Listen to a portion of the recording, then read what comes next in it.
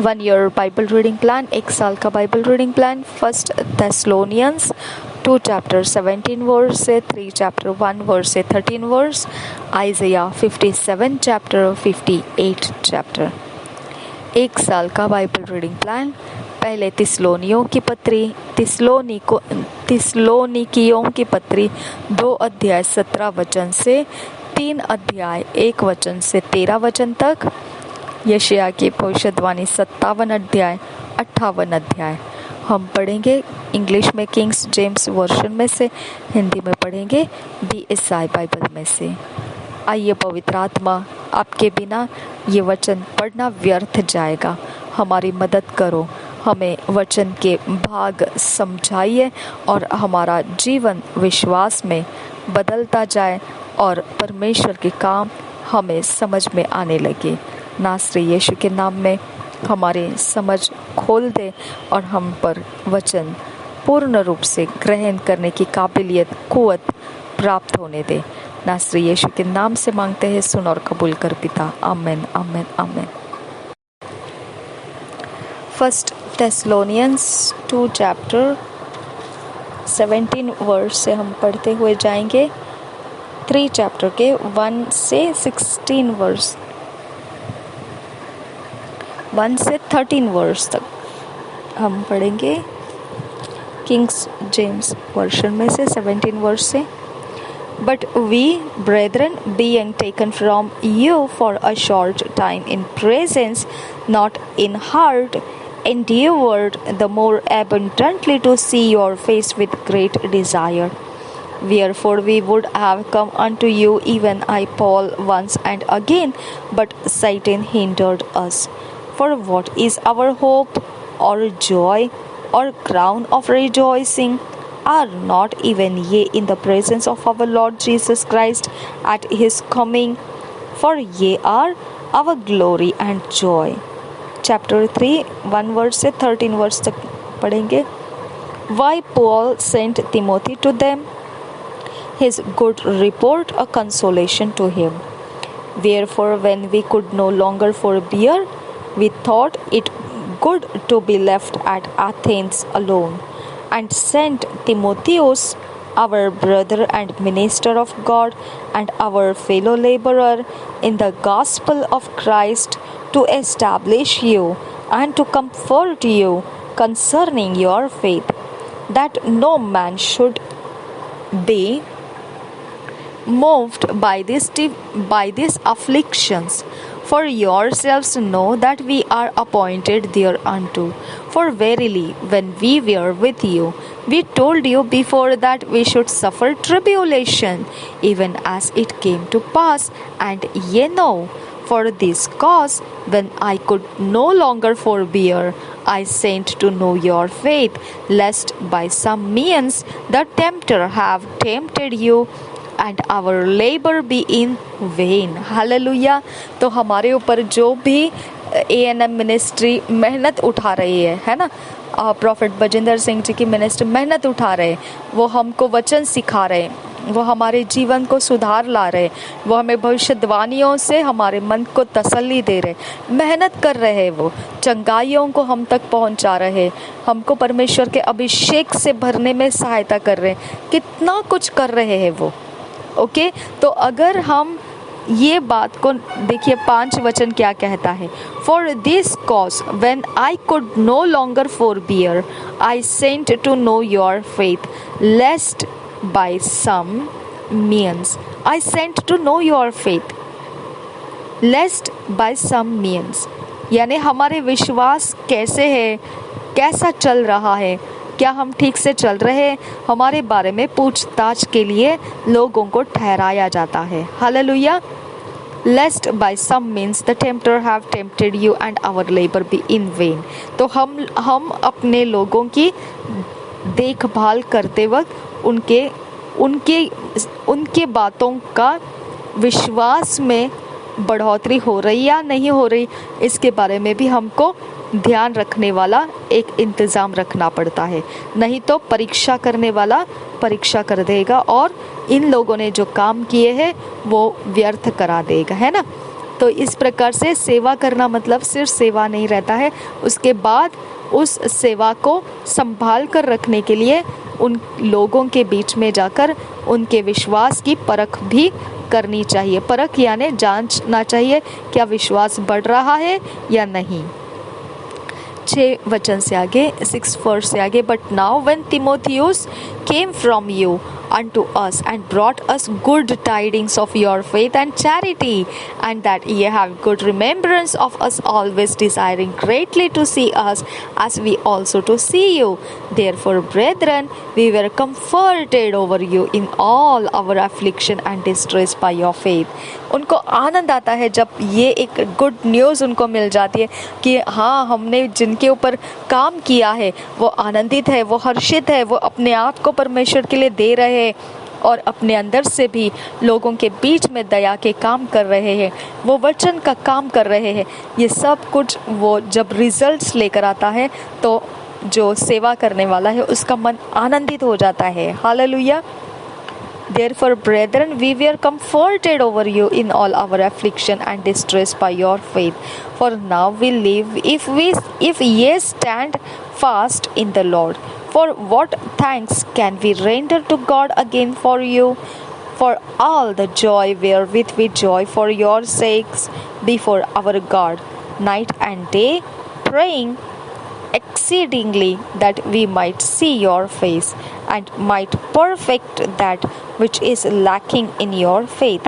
Now God himself and our Father and our Lord Jesus Christ direct our way unto you, and the Lord make you to increase and abound in love one toward another and toward all men, even as we do toward you, to the end he may establish your hearts unblameable in holiness before God, even our Father, at the coming of our Lord Jesus Christ with all his saints. Hallelujah.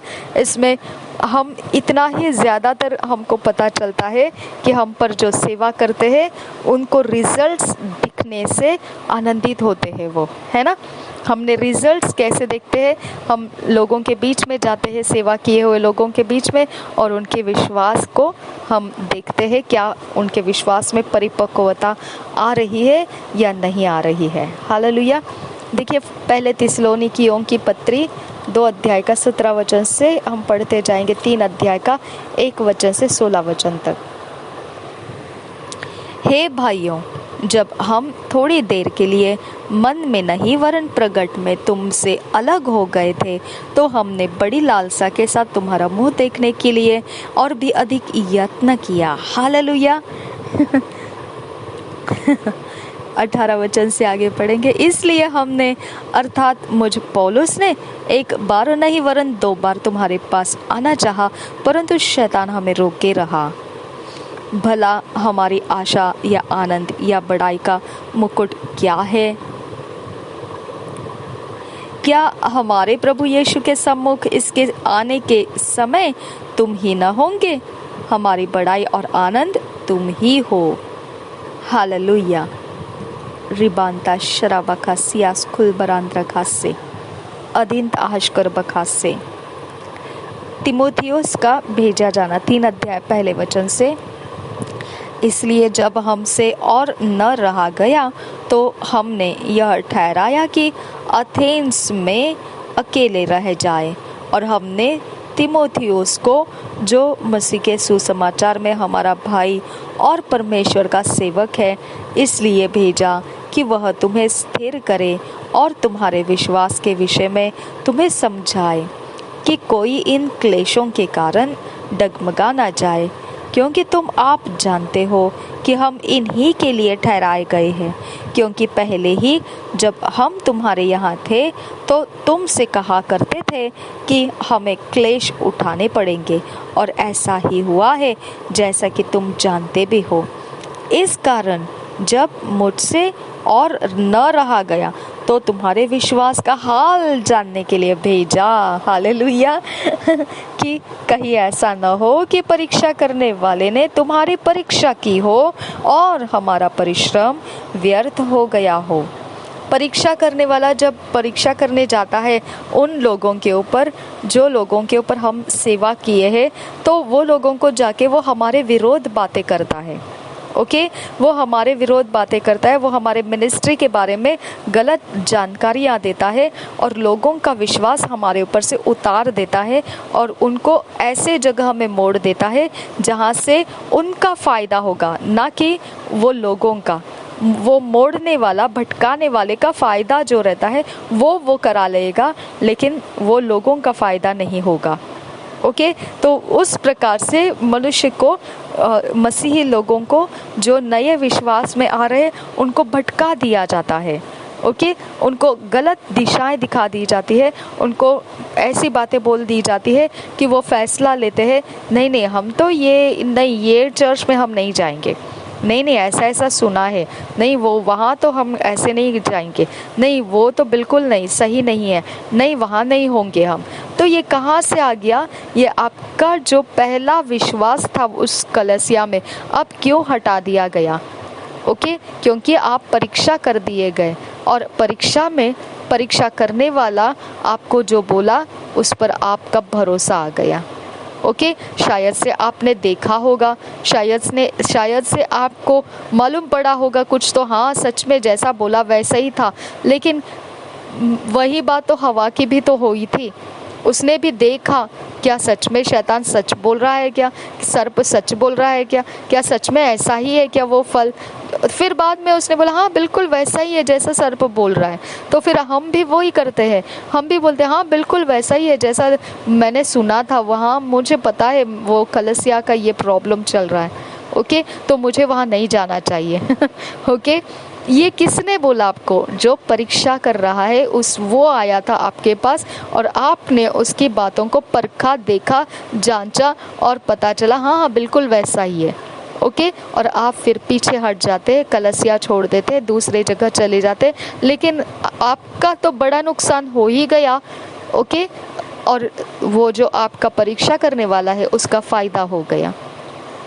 Okay, तो इस प्रकार से परीक्षा करने वाले विश्वास से भटका देते हैं लोगों को। यही कारण से पौलुस क्या कहता है कि यही कारण है जब मुझसे और न रह गया तो तुम्हारे विश्वास का हाल जानने के लिए भेजा, कि कहीं ऐसा न हो कि परीक्षा करने वाले ने तुम्हारी परीक्षा की हो और हमारा परिश्रम व्यर्थ हो गया हो।